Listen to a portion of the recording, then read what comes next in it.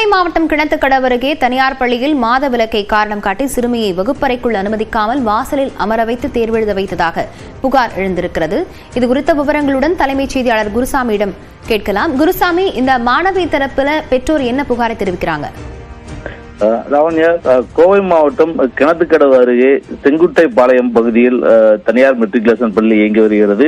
சுவாமி சுப்பவானந்தா matric பள்ளி என்ற இந்த பள்ளியில் அதே பகுதியைச் சேர்ந்த ஒரு பட்டியல் சமூகத்தை சேர்ந்த சிறுமி ஒருவர் படித்து வருகிறார். அவர் கடந்த சில தினங்களுக்கு முன்னர் பூப்பெய்து இருக்கக்கூடிய நிலையில் தற்போது முழு ஆண்டு தேர்வு நடைபெறுவதன் காரணமாக தேர்வுக்காக வந்திருக்கிறார்.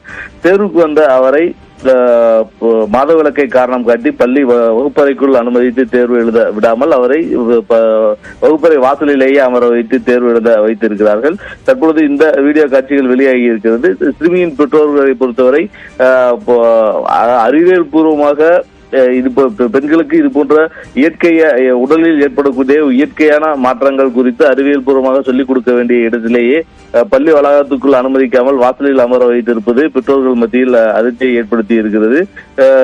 இந்த சம்பவம் தொடர்பாக ஒரு விசாரணை நடத்த வேண்டும், பள்ளி நிர்வாகத்திற்கு உரிய அறிவுரைகள் வழங்க வேண்டும் என்பது பெற்றோர்களது எதிர்பார்ப்பாக இருக்கிறது. தற்பொழுது இந்த காட்சிகள் வெளியாகி இருக்கிறது. சிறுமியின் தாய் தற்பொழுது இந்த காட்சிகளை பதிவு செய்திருக்கக்கூடிய நிலையில் இந்த காட்சிகள் தற்போது வெளியாகி இருக்கிறது. லாவண்யா,